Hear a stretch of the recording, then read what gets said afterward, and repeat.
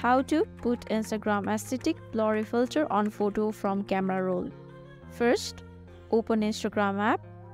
Next, tap on your story option. Now click on camera. After that, when you come to the camera, you can see lots of filter. Just swipe to the end and click on browse effect.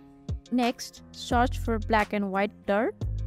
After that, click to the first filter and simply save it. Now go back and choose photo. Once you choose it, click the effect option on the top. After that, select aesthetic filter that you saved before.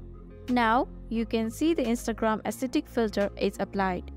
Once your edit is finished, then tap on done option on the top right. So that's how you put Instagram aesthetic blurry filter on photo from camera roll.